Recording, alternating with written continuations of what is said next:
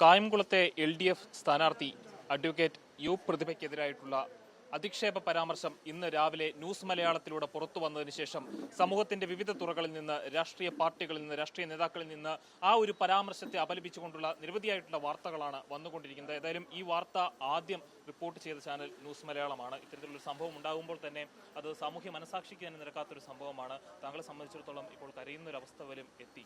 ഇത്രയും കുറെ കൂടി ശക്തിയായിട്ടുള്ള ഒരു യു പ്രതിഭേനെയാണ് ഇതിനു മുമ്പ് കേരള രാഷ്ട്രീയ സമൂഹം കണ്ടിട്ടുള്ളത്. അതെ, എനിക്ക് പൊതുവേ ഞാൻ ഒരിക്കൽ മാത്രമാണ് എനിക്ക് അങ്ങനെ ഒരു പൊതുവേദിയിൽ വിഷമം വന്നിട്ടുള്ളത്. കാരണം അത് അപകടത്തിൽ മരിക്കുന്ന മനുഷ്യരെ പറ്റി പറയുമ്പോഴും അപകടത്തിൽപ്പെട്ട ഒരു മനുഷ്യന് മുന്നിൽ അദ്ദേഹത്തിൻ്റെ രണ്ട് കാലുകളും മുറിച്ചു മാറ്റപ്പെട്ട തളർന്ന നിലയിലും കണ്ടപ്പോഴും മാത്രമാണ് ആദ്യമായിട്ടൊരു പൊതുവേദിയിൽ എൻ്റെ കണ്ണ് നിറഞ്ഞിട്ടുള്ളത്. ഒരു രാഷ്ട്രീയ സമയമായിരുന്നില്ല, രാഷ്ട്രീയ തെരഞ്ഞെടുപ്പ് സമയമായിരുന്നില്ല.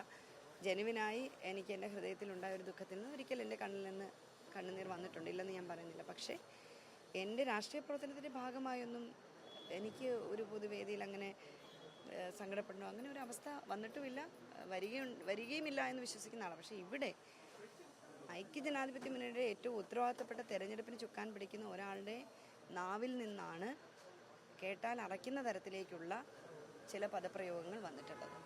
അപ്പോൾ ആ പദപ്രയോഗം ഈ പൊതുസമൂഹത്തിൽ ഒരു സ്ത്രീക്ക് നേരെയും വരാൻ പാടില്ല. കാരണം ഭരണഘടനാപരമായിട്ടുള്ള എല്ലാ അവകാശങ്ങളും ഉള്ളവരാണ് സ്ത്രീകൾ. അപ്പോൾ അവിടെ അത്തരത്തിൽ ഒരു സ്ഥാനാർത്ഥി ചിലപ്പോൾ ഒരുപക്ഷെ വ്യക്തിഹത്യ നടത്തി നമ്മുടെ മനോവീര്യം തകർക്കാനുള്ള ഒരു തന്ത്രമാവാം, അല്ലെന്നുണ്ടെങ്കിൽ സ്ത്രീകൾക്കിടയിൽ മോശപ്പെടുത്തിക്കൊണ്ട് ചിലപ്പോൾ ഒരു വോട്ട് രാഷ്ട്രീയത്തിൻ്റെ ഭാഗമാകാം. പക്ഷേ ഇടതുപക്ഷത്തിൻ്റെ രീതി അതല്ല. അതുകൊണ്ട് തന്നെ ഞങ്ങൾ ഇതുവരെ ഞങ്ങളുടെ തിരഞ്ഞെടുപ്പ് പ്രചരണ രീതിയിൽ എതിർ സ്ഥാനാർത്ഥി എന്ന് പറഞ്ഞാൽ ഞങ്ങളൊരു വ്യക്തിയെ കാണുന്നില്ല. ഇവിടുത്തെ സ്ഥാനാർത്ഥി എന്ന് പറഞ്ഞാൽ ഒരു വ്യക്തിയല്ല, ഇടതുപക്ഷ ജനാധിപത്യ മുന്നണിയാണ് മത്സരിക്കുന്നത്, അതിൻ്റെ സ്ഥാനാർത്ഥിയാണ് മത്സരിക്കുന്നത്. അപ്പുറത്തും അങ്ങനെ തന്നെയാണ് ഓരോ രാഷ്ട്രീയ പ്രസ്ഥാനങ്ങളും അതിൻ്റെ സ്ഥാനാർത്ഥികളാണ് മത്സരിക്കുന്നത്. പക്ഷേ ഇവിടെ കേവലമായ ഒരു വ്യക്തിയാണ് ആ ഭാരവാഹി കണ്ടതെന്നുള്ളതാണ്. ആ വ്യക്തി അതുകൊണ്ടാണ് വ്യക്തിഹത്യ നടത്തിയത്. സ്ത്രീകളുടെ ശരീരത്തെപ്പറ്റി അല്ലെങ്കിൽ വാക്ചാതുര്യത്തെപ്പറ്റി പിന്നൊന്നും ഞാൻ പറയുന്നില്ല എന്നതിലേക്ക് വളരെ ഒരു വ്യത്യസ്തമായ ശരീരഭാഷയോട് കൂടിയാണ് അദ്ദേഹം അത് പ്രതികരിച്ച് കണ്ടത്. അങ്ങേയറ്റം അപകീർത്തിപ്പെടുത്തുന്ന പ്രസ്താവനയായിരുന്നു. ഞാൻ കണ്ടില്ല, ഞാൻ പിന്നീടാണ് ഒരുപക്ഷെ കുറേയധികം പേര് കണ്ടതിന് ശേഷമാണ് ഞാനിത് കാണുന്നത്. പിന്നെ ഇന്നാണ് ഞങ്ങളെല്ലാവരും കൂടി ഇത് കൂടി ആലോചിച്ച്. കാരണം വലിയ തരത്തിലേക്ക് പൊതുസമൂഹത്തിലേക്ക് ഇത് ചർച്ചയാവുകയാണ്. അപ്പോഴും ഞങ്ങളായിട്ട് അനാവശ്യമായ ഒരു ക്യാമ്പയിനോ അല്ലെങ്കിൽ ഒരു വ്യക്തിഹത്യയ്ക്ക് വേണ്ടി തിരിച്ച് ഞങ്ങളൊന്നും പറയാനൊന്നും പോയില്ല. പക്ഷേ പൊതുസമൂഹം ഈ വ്യക്തിഹത്യയ്ക്ക് എതിരാണെന്ന് ഞങ്ങൾക്കിന്ന് ബോധ്യപ്പെട്ടു. പൊതുസമൂഹം നല്ല രൂപത്തിൽ പ്രത്യേകിച്ച് സ്ത്രീകളെ ആക്ഷേപിക്കുന്നതിനെതിരെ പ്രത്യേകിച്ച് ചെറുപ്പക്കാരടക്കം രംഗത്ത് വരുന്നൊരു കാഴ്ചയാണ് കണ്ടത്. സ്ത്രീ സമൂഹം രംഗത്ത് വരുന്നൊരു കാഴ്ചയാണ് കണ്ടത്. ഇത് ആവർത്തിക്കപ്പെടാൻ പാടില്ല. ഒരാളെയും വ്യക്തിഹത്യ നടത്തിയല്ല ആരും ഒന്നും നേടേണ്ടത്. രാഷ്ട്രീയം പറഞ്ഞ്, ആശയങ്ങൾ പറഞ്ഞ് ഏറ്റവും ആരോഗ്യപരമായിട്ടുള്ള മത്സരമാണ് ഒരു മണ്ഡലത്തിൽ നടക്കേണ്ടത്. അത് ഞങ്ങൾ നടത്തുന്നുണ്ട്. താങ്കൾ നിയമപരിജ്ഞാനമുള്ള ഒരു സ്ഥാനാർത്ഥി കൂടിയാണ്. ഇതൊരു സ്ത്രീ പീഡനത്തിന്റെ പരിധിയിൽ പോലും വരുന്ന ഒരു കാര്യമാണ്. വാക്കുകൊണ്ടുള്ള അത്രയും അശ്ലീലപരമായിട്ടുള്ള ലൈംഗിക ചുവയോടുകൂടിയുള്ള ഒരു പരാമർശമാണ് ഉണ്ടായത്. പാർട്ടിയുടെ ഭാഗത്തു നിന്ന് വ്യക്തിപരമായി താങ്കൾ നിയമപരമായി മുന്നോട്ട് പോകുമോ? തീർച്ചയായിട്ടും നിയമപരമായി മുന്നോട്ട് പോകും. സ്ഥാനാർത്ഥി എന്ന നിലയിൽ ചില പരിമിതികൾ ഇപ്പോൾ എനിക്കുണ്ടല്ലോ ഇലക്ഷൻ പ്രചരണവുമായിട്ട് ബന്ധപ്പെട്ട്. അതുകൊണ്ട് തന്നെയാണ് പാർട്ടി മണ്ഡലം കമ്മിറ്റി ഇലക്ഷൻ കമ്മീഷന് പരാതി കൊടുക്കുന്നുണ്ട്, പോലീസ് പരാതി കൊടുക്കുന്നുണ്ട്. അതെല്ലാം പാർട്ടി ഇവിടെ അവർ പെട്ടെന്ന് തന്നെ അടിയന്തരമായിട്ട് എല്ലാവരും കൂടി ആലോചിച്ച് ഇപ്പോൾ അടിയന്തര LDF വരെ അവർ കൂടി. അതിന് എല്ലാവർക്കും വിഷമമായി. കാരണം ഇവരെല്ലാവരും ഇവരുടെ വീട്ടിൽ ഒരു അംഗത്തെ പോലെ കാണുന്ന ആളാണ് ഞാൻ. എൻ്റെ വ്യക്തിപരമായ ജീവിതത്തെപ്പറ്റി ആരും ചർച്ച ചെയ്തൊന്നും ഞാൻ കേട്ടില്ല. അവർക്കെല്ലാം അവരുടെ MLA, അവരുടെ കൂടപ്പിറപ്പ് എന്ന രൂപത്തിലാണ്. എന്നെ കായംകുളത്തുകാരും മിക്കവരും കാണുന്നില്ല അവരുടെ വീട്ടിലൊരു അംഗം എന്ന നിലയിൽ. അതെല്ലാം 10 വർഷമായി ഞാൻ അവരിൽ നിന്ന് ആ സ്നേഹം അനുഭവിച്ചു വരുന്നൊരു വ്യക്തി കൂടിയാണ്. എന്നെ സംബന്ധിച്ച് ഞാൻ ഓടി നടന്ന് ഈ നാട്ടിൽ വികസനങ്ങളും ചെയ്തിട്ടുണ്ട്. അതെല്ലാം എണ്ണി പറഞ്ഞാണ് നമ്മൾ ജനങ്ങളിലേക്ക് എത്തുമ്പോഴാണ് ഇത്തരത്തിൽ അങ്ങേയറ്റം നീചമായിട്ടുള്ളൊരു പ്രതികരണം UDFൻ്റെ ഒരു നേതാവിൻ്റെ ഭാഗത്ത് നിന്ന് വന്നിട്ടുള്ളത്. അദ്ദേഹം അങ്ങേയറ്റം തെറ്റായ ഒരു പ്രതികരണമാണ് നടത്തിയിട്ടുള്ളത്. പ്രകടനം നടത്തിക്കൊണ്ട് ഈ വിഷയത്തിന് തലയൂരാനാണ് ശ്രമിക്കുന്നത്. ഒരു ഏറ്റവും മോശപ്പെട്ടൊരു പ്രചരണം നടത്തിയിട്ട് അതിൽ ഖേദം പ്രകടിപ്പിച്ചിട്ടുള്ള കാര്യം അവിടെ ഇരുന്ന് ഏതെങ്കിലും ഒരു നേതാക്കന്മാർ എഴുന്നേറ്റ് നിന്ന് ഈ വ്യക്തിഹത്യക്കെതിരെ ഉണ്ടായിരുന്നു. ആരെങ്കിലും ഒരാൾ പറയുകയാണ് നിങ്ങളിങ്ങനെ പറയരുത് എന്ന് പറഞ്ഞിരുന്നെങ്കിൽ ഞങ്ങളാരും ഇന്നത്തെ ഈ ഒരു പത്രസമ്മേളനം പോലും നടത്താൻ ഞങ്ങൾ വരികയില്ലായിരുന്നു.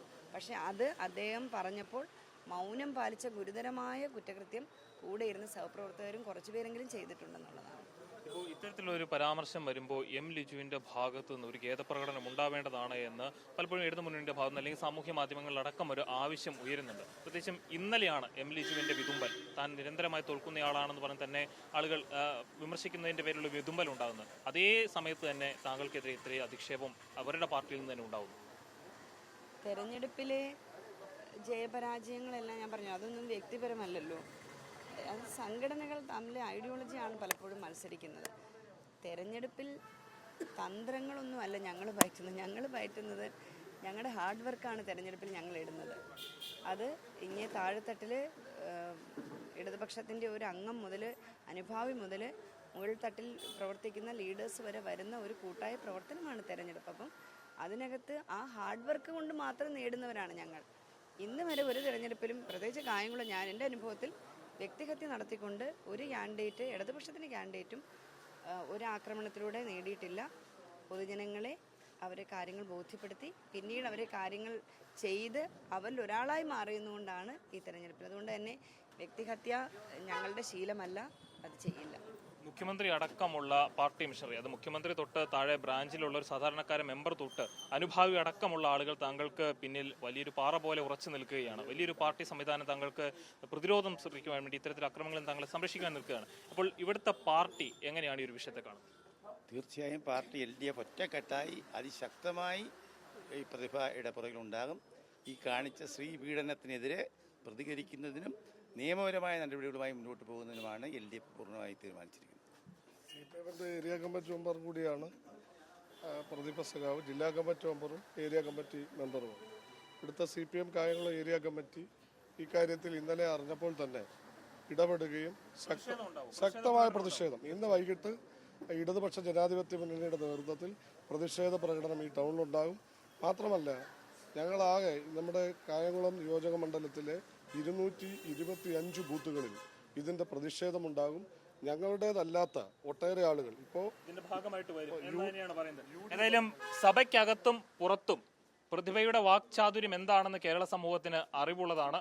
അത്തരത്തിൽ മൂർച്ചയേറിയ വാക്കുകളുമായി രാഷ്ട്രീയത്തിൽ മുന്നോട്ട് പോകാൻ പ്രതിക്ക് ഇനിയും സാധിക്കട്ടെ എന്നൊരു ആശംസയാണ് ന്യൂസ് മലയാളത്തിന് പറയാനുള്ളത്. ഇത്തരത്തിൽ നീതി നിഷേധത്തിന്റെ, മനുഷ്യത്വത്തിന് വിരുദ്ധമായിട്ടുള്ള പ്രസ്താവനയ്ക്കെതിരെ ന്യൂസ് മലയാളത്തിന്റെ വാർത്തകൾ ഇനിയും ഉണ്ടാകും. ക്യാമറമാൻ ദീപക് ജേക്കബിനൊപ്പം അമൽ സുരേന്ദ്രൻ, ന്യൂസ് മലയാളം, ആലപ്പുഴ.